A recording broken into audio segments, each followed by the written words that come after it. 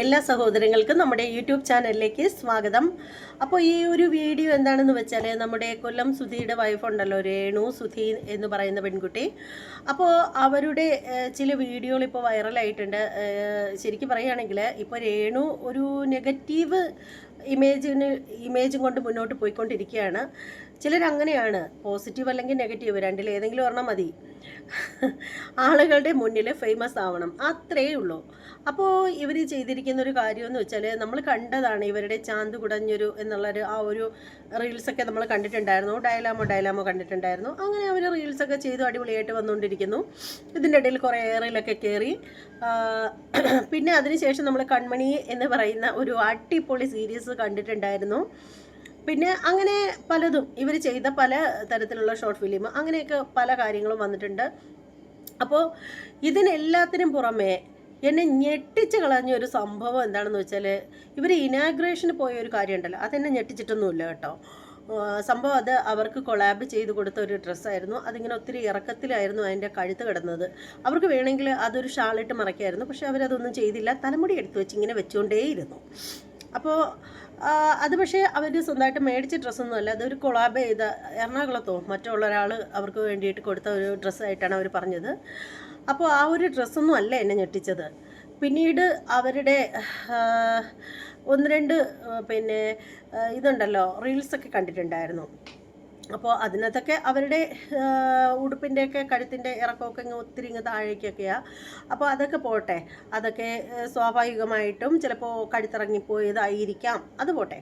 പക്ഷേ ഇതൊന്നുമല്ല ഞാൻ ഞെട്ടിപ്പിച്ചു എന്ന് പറഞ്ഞ സംഭവം എന്ന് വെച്ചാൽ, ഇവരുടെ ഒരു ഫോട്ടോഷൂട്ടാണ് കേട്ടോ. അതിപ്പോൾ ഇറങ്ങിയിട്ടുണ്ട്, വൈറലായിട്ടുണ്ട് ആ ഒരു ഫോട്ടോഷൂട്ട്. പക്ഷേ ആരുടെയും ഒട്ടുമിക്ക ചാനലുകളിലും ഞാൻ നോക്കിയിട്ട് മറ്റാരും റിയാക്ട് ചെയ്യാനായിട്ട് ആ ഒരു ഫോട്ടോഷൂട്ടിൻ്റെ ആ ഒരു ഫോട്ടോ എടുത്തത് ഞാൻ കണ്ടില്ല. അപ്പോൾ ഞാൻ ശരിക്കും പറയുകയാണെങ്കിൽ ഇതിന് തൊട്ട് മുമ്പായിട്ട് ഞാൻ ആ ഒരു ഫോട്ടോഷൂട്ടൊക്കെ വച്ചിട്ട് ഞാൻ നല്ല അടിപൊളിയായിട്ടൊരു റിയാക്ഷൻ വീഡിയോ സെറ്റ് ചെയ്തിട്ടുണ്ടായിരുന്നു. പക്ഷേ എന്ത് ചെയ്യാം, അമ്പടാ, 2 വട്ടം ഞാനത് അപ്ലോഡ് ചെയ്തതാണ്. ആദ്യം ഒരു തവണ ഞാനത് അപ്ലോഡ് ചെയ്തു, അപ്പോഴത്തേക്ക് അതിനകത്ത് കോപ്പിറൈറ്റ് പ്രശ്നം വന്നു. പിന്നീട് ഞാനത് വീണ്ടും ചേഞ്ചൊക്കെ ചെയ്തിട്ട് അപ്പോഴും കോപ്പിറൈറ്റ് ഇഷ്യൂസ് വന്നു. സംഭവം അവർ ആ ഒരു സംഗതി കോപ്പിറൈറ്റ് കൊടുത്തായിട്ടിരിക്കുന്നത്. അപ്പോൾ അതുകൊണ്ട് തന്നെ അതാരും ദയവ് ചെയ്ത് എടുക്കാനായിട്ട് നിൽക്കരുത്. കോപ്പിറൈറ്റ് കിട്ടുന്നുള്ള കാര്യം ഉറപ്പാട്ടോ. അതുകൊണ്ടാണ് ഞാൻ ആ വീഡിയോ ക്ലിപ്പൊന്നും ഇതിനകത്തോട്ട് കാണിച്ചു തരാത്തത്. ചൊറിയുന്നു, അതുകൊണ്ടാണ് ഞാൻ ഇതിനകത്ത് കാണിച്ചു തരാത്തത് കേട്ടോ. അപ്പോൾ സംഭവം എന്താണെന്ന് വെച്ചാൽ, ഞാൻ ഞെട്ടിപ്പോയി കേട്ടോ. ഇത് കൊല്ലം സുധി എന്ന് പറയുന്ന ആ ഒരു വലിയ കലാകാരൻ്റെ ഭാര്യ തന്നെയാണോ ഈ കാണിച്ചു കൂട്ടുന്നത് എന്ന് ഞാൻ അന്തം വിട്ടുപോയി കേട്ടോ. സത്യം പറഞ്ഞാൽ നിങ്ങൾ യൂട്യൂബിൽ ചെന്ന് നോക്കുവാണെങ്കിൽ ഇവരുടെ അതായത് രേണു സുധിയുടെ ഹോട്ട് ഫോട്ടോഷൂട്ടെന്ന് അടിക്കുമ്പോൾ തന്നെ അത് ചറപറ കയറി വന്നോളും, കണ്ടിട്ടില്ലാത്തവരാണെങ്കിൽ. കാരണം അതെടുത്ത് കാണിക്കാൻ നിവൃത്തിയില്ല, കാരണം കോപ്പിറൈറ്റ് പ്രശ്നമാണല്ലോ, അതുകൊണ്ടാണ് കാണിക്കാൻ പറ്റാത്തത്.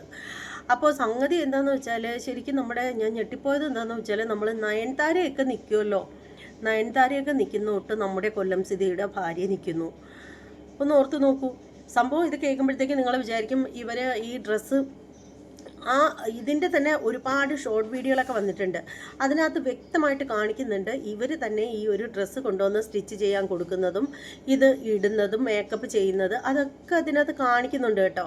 അപ്പോൾ ഇതിൽ കാണിക്കുന്ന ഒരു സംഭവം എന്ന് വെച്ചാൽ, എന്നെ ഞെട്ടിച്ച് കളഞ്ഞ ഒരു സംഭവം എന്ന് പറഞ്ഞാൽ, അതൊന്ന് പറയാൻ പോലും എനിക്ക്, എന്നാലും പറയുകയാണ് കേട്ടോ, വീഡിയോ ചെയ്യുമ്പോൾ പറയാതിരിക്കാൻ പറ്റില്ലല്ലോ. ശരിക്കും നമ്മുടെ നയൻതാരയൊക്കെ ഡ്രസ്സ് ധരിക്കുന്നതുണ്ടല്ലോ, ഐറ്റം ഡാൻസിന് വേണ്ടിയിട്ടൊക്കെ അവർ ഡ്രസ്സ് ധരിക്കുമ്പോൾ ആ ഒരു പാവാട എത്രത്തോളം താഴേക്കാണ് അത് ഉടുക്കുന്നതെന്നുള്ള കാര്യം നമുക്കെല്ലാം അറിയാം. അപ്പോൾ അതുപോലെ ഉടുത്തിട്ട് നാഭിച്ചുഴിയൊക്കെ പുറത്ത് കാണിച്ചിട്ടാണ് ഇവർ നിൽക്കുന്നത്, അത് ഒത്തിരി താഴേക്കായിട്ട്. എന്നിട്ട് അത് മാത്രമല്ല, ബാക്ക് ഭാഗം ആ ഒരു ബട്ടൺസിനോട് ചേർന്നാണ് ഇവർ പാവാട ധരിച്ചിരിക്കുന്നത്. എന്നിട്ട് അതിൻ്റെ തൊട്ട് മുകൾ ഭാഗത്തായിട്ട് ഒരു ഗോൾഡ് അരഞ്ഞാണം കൂടി കെട്ടിയിട്ടുണ്ട്. എൻ്റെ പൊന്നി, ഞാനിത് കണ്ടപ്പോൾ ഞെട്ടിപ്പോയി കേട്ടോ. ഇത് കൊല്ലം സുധിയുടെ ഭാര്യ തന്നെയാണോ എന്നിങ്ങനെ അന്തം വിട്ടുപോയി. ഇവർക്ക് എങ്ങനെ ഇതിനൊക്കെ സാധിക്കുന്നു എന്ന്. സുധി മരിച്ച സമയത്ത് എനിക്കിനി ഒരു ജീവിതമില്ല എന്നും പറഞ്ഞിട്ട് ഭയങ്കരമായിട്ട് കരഞ്ഞ് ബഹളം വെച്ചുകൊണ്ടിരുന്നൊരു സ്ത്രീയാണ്. ഇപ്പോൾ ഭർത്താവ് മരിച്ചു എന്ന് കരുതിയിട്ട് അയാളുടെ ഓർമ്മയിൽ എന്നും ജീവിക്കണം എന്നൊന്നും പറയുന്ന ഒരാളല്ല ഞാൻ. ഓരോരുത്തർക്കും അവരവരുടെ ഇഷ്ടമാണ്. ഭർത്താവിനെ ഓർത്ത് ദുഃഖിച്ച് കഴിയുന്ന സ്ത്രീകളൊന്നും ഇന്നത്തെ കാലത്തില്ല. മരിച്ചു കഴിഞ്ഞാൽ 16 ആവുന്നതിന് മുമ്പ് പൊട്ടും കണ്ണും എഴുതി വെളിയിലോട്ട് ചാടുന്നവരാ കൂടുതൽ ആളുകളും എല്ലാവരും അല്ല കേട്ടോ. അപ്പോഴത്തേക്ക് ഇത് കണ്ടപ്പോഴത്തേക്ക് ഞാൻ ഞെട്ടിപ്പോയി. ഇതെന്തോ ഇത് കൊല്ലം സുധിയുടെ ഭാര്യ. അത് മാത്രമല്ല, അമ്പലം പോലെ വെട്ടി ഇറക്കിയ ഒരു കഴുത്ത്. എന്നിട്ട് അത് ശരിക്കും പറയുകയാണെങ്കിൽ ആ അസ്ഥിക്കകത്ത് ആ ഒരു ഉടുപ്പ് കിടന്നവർക്ക് അറിയാൻ കൂടി പറ്റുന്നില്ല. അമ്മാതിരി കഴുത്തിറക്കത്തിൽ വെട്ടി ഇറക്കിയിട്ടിരിക്കുകയാണ് ആ കഴുത്ത്. ഉടുപ്പെന്ന് പറഞ്ഞാൽ ഇത്ര മാത്രമേ ഉള്ളൂ ഉടുപ്പ് അതിനകത്തിരിക്കുന്നത്. പിന്നെന്ന് പറഞ്ഞാൽ ബാക്കിലെന്ന് വെച്ചാൽ ഭയങ്കര വൃത്തികേട്, ഇങ്ങ് ബട്ടക്സിൻ്റെ ഭാഗം വരെ അങ്ങ് താഴ്ത്തി അത് ഉടുത്തിരിക്കുന്നത്. എന്നിട്ട് അതിൻ്റെ മുകളിലായിട്ട് ഒരു അരഞ്ഞാണോ ഇട്ടിട്ട് ഇവർ ശരിക്കും അവർ ആ ഒരു മേക്കപ്പ് ചെയ്യാൻ വേണ്ടിയിട്ട് നിൽക്കുന്നത് പോലും ഈ നാപ്പിച്ചുടിയൊക്കെ പുറത്തിട്ടിട്ട് കൂളായിട്ട് നിൽക്കുകയാണെന്നേ. അവിടെ ആണുങ്ങളൊക്കെ ഉണ്ട് ഇവരെ മേക്കപ്പ് ഇടുന്ന സ്ഥലത്ത്, അതൊക്കെ കാണിക്കുന്നുണ്ട്. അവർക്ക് ഒരു കൂസലും ഇല്ല, ഒരു കുലുക്കവും ഇല്ല. ഞാൻ ഓർത്തു ഇത് കൊല്ലം സുധിയുടെ ഭാര്യ തന്നെയാണോ, ഇനി അവരുടെ അവരെ എങ്ങനെയാണോ എന്നും പറഞ്ഞിട്ട് ഞാൻ നോക്കുന്നു. പക്ഷേ സംഭവം അവർ തന്നെയാണ്. ഇനി അതിൻ്റെ ബാക്കി ഭാഗമൊക്കെ വരുന്നൊക്കെയാണ് പറയുന്നത്. എന്തായാലും നിങ്ങളൊന്ന് പോയി കാണണേ. പിന്നെ അതിൻ്റെ ഒരു ചെറിയൊരു ഭാഗം ഞാൻ എടുത്ത് തമ്പനയിലിൽ വയ്ക്കുന്നുണ്ട് കേട്ടോ. മുഖം കാണിക്കാനായിട്ട് നിവർത്തിയില്ല, കാരണം കോപ്പിറൈറ്റ് ഓൾറെഡി അവർ ആ ഒരു ഫോട്ടോയ്ക്കൊക്കെ കൊടുത്തിട്ടിരിക്കുന്നതാണ്. അപ്പോൾ അതുകൊണ്ട് ഇത് കോപ്പിറൈറ്റ് വരുമെന്ന് എനിക്കറിയില്ല. പക്ഷേ എന്തായാലും ഞാനിത് കൊടുക്കുന്നുണ്ട്. മുഖമൊക്കെ മറച്ചിട്ടായിരിക്കും കൊടുക്കുന്നത്. അത് മാത്രമല്ല, നേരിട്ട് നിങ്ങൾ അത് കാണണം കേട്ടോ. കാണാത്തവരൊക്കെ പോയി കാണണേ. അപ്പോൾ അതിൻ്റെ ആ ഒരു ശരിക്കും പറയുകയാണെങ്കിൽ അതിൻ്റെ ആ ഒരു വീഡിയോ നിങ്ങൾ ഷോർട്ട് വീഡിയോ ആണ് കേട്ടോ. അത് നിങ്ങൾ ഷോർട്ട് വീഡിയോയിൽ കയറി കാണുന്ന കണക്കൊന്നും ഞാനിത് സ്ക്രീൻഷോട്ട് എടുത്തിട്ടൊന്നും ശരിയായിട്ടില്ല കേട്ടോ. കാരണം എന്താണെന്ന് വെച്ചാൽ അതിനകത്ത് കുറച്ച് എഴുത്തും സാധനങ്ങളൊക്കെ വരുന്നത് കൊണ്ട് നമുക്ക് ഒരു പരിധിയുണ്ട് നമ്മളത് സ്ക്രീൻഷോട്ട് ഇടുന്നതിന്. അപ്പോൾ എന്തായാലും നിങ്ങളെല്ലാവരും പോയി അതൊന്ന് കാണണം കേട്ടോ. ഇപ്പോൾ ഇങ്ങനെ ഇത്രയും മനുഷ്യരിങ്ങനെ മാറും എന്നുള്ള കാര്യമുണ്ടല്ലോ, ഈ കൊല്ലം സുധിയുടെ ഭാര്യയുടെ ഇത് കണ്ടപ്പോഴാണ് എനിക്ക് മനസ്സിലാവുന്നത്. ശരിക്കും എന്തുപാട് ഇത്രയും നാണവും മാനവും ഒക്കെ ഇല്ലാതെ ഒരു മനുഷ്യന് ജീവിക്കണം എന്നുണ്ടെങ്കിൽ ജോലി വേണം. കലാകാരിയായിട്ട് അല്ലെങ്കിൽ സെലിബ്രിറ്റി ആയിട്ട് ജീവിക്കാനാണ് അവർക്ക് ഇഷ്ടമെങ്കിൽ അവരങ്ങനെ ജീവിക്കട്ടെ.